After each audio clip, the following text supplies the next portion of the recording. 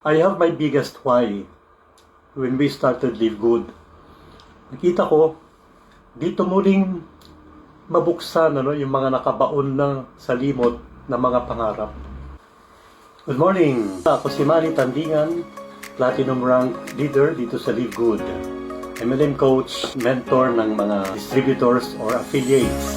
Gusto ko lang ikwento yung aming buhay bago kami napasok sa Live Good. Direct seller, kitchenwares at encyclopedia, mid-90s. That time, parami na yung computers, kaya wala na halos yung bumili. Until I was introduced sa MLM by my coach and mentor, ngayon Municipal Councilor, Pac Eric Parayno.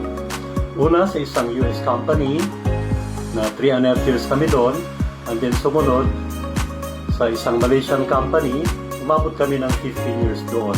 Leader din kami doon dahil minaster ko yung MLM. Lahat ng trainings, Manila o kahit saan yan, pupunta kami just to attend the training. Sa SIF, minaster ko yung kurso ng multi-level marketing. Maganda naman yung naging resulta, lalong-lalo dun sa Malaysian company. My wife and I, at together dun sa aming dalawang anak, nakasama nga sa Travels International, pasyalan namin ang mga tourist spot ng Hong Kong, Singapore, Malaysia, Indonesia at pati China. Masarap, enjoy. Dahil yung Malaysian company, we feel na mas pinapahirapan yung mga members, mga leaders dahil sa laki ng monthly requirement. Kaya alam ko yung feeling ng monthly requirement na kailangan mong manghiram para mabuo yung requirement. Laki ko parang yung pinanggalingan na namin to. So we look for other opportunities. Sabi ko sa aking mga leaders, maghanap tayo ng pwedeng option at kung ano yung maganda na pwedeng pagkakitaan na hindi tayo nahirapan, it's just okay. So we tried to venture other companies, other opportunities. Hanggat nakita namin yung opportunity ng online. At that time, 2011, 2012, hanggang 2015, may mga nag-online na. Turuan din kami at nag-put up ng online shop. In fact, napalaki namin yung aming online shop. We already have more than 50 employees at that time. Kaya alam ko rin yung sakit ng ulo pag marami kang empleyado. Napaka-prosperous na rin ang aming online shop noon until nag-lockdown. Nakita ko yung palubog ng palubog. Kaya ginawa ko dahil ayoko naman masabihan na nalulugi yung aming business. So nanghiram kung saan-saan para lang matustusan nag-pandemic. Okay? At siyempre kasama yung aming business sa naapektuhan ng pandemic. After more than 1 year during the pandemic, walang choice kundi mag-file ng bankruptcy. Masakit man isipin at aminin, pero yun ang nangyari. After ng pandemic, kung saan-saan ang hinahanap na opportunity, syempre para lang kumita at syempre madami yung naniningil. Ang daming naniningil, yung aming mga nahiraman. Relatives, friends, banks, credit cards, etc. Okay, may mga ibang companies naman kaming napuntahan. Maganda yung product, sila pa magandang kita, pero wala kaming pambili ng product. Nauunahan kaming mapentahan yung aming mga prospects na mga kasama namin na may product. Sabi ko, mahirap talaga to. Okay, we keep on praying. We keep on praying kung ano yung magandang pagkakakitaan. Some friends invited us, pero dahil nga malaki yung puhunan, malaki yung kailangan ng puhunan, hindi kami makapasok.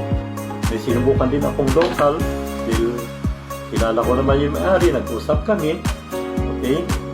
Dahil nga sa liit ng presyo ng product, maliit din siyempre yung kita. Okay?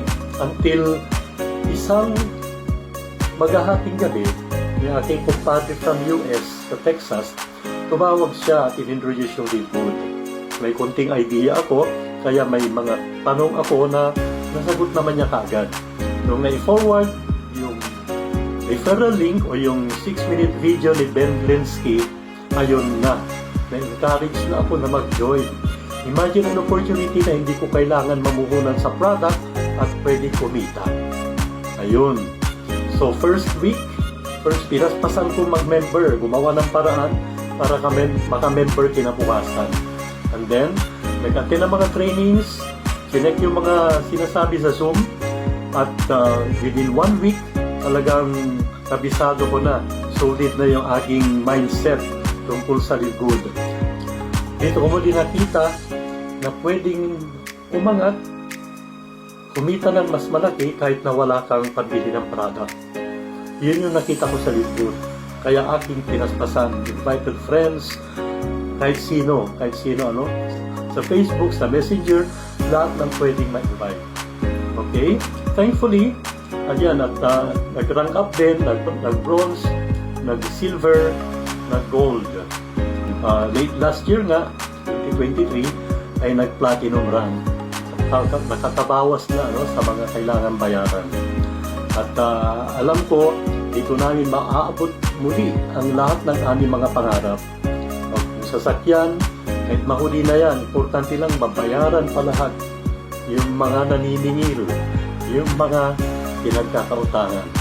At dito ko lang nakita yan sa Live Good. Kaya ikaw naghahanap din ng opportunity na hindi ka mahirapan, maliit ang puhunan, Live Good ang sagot dyan.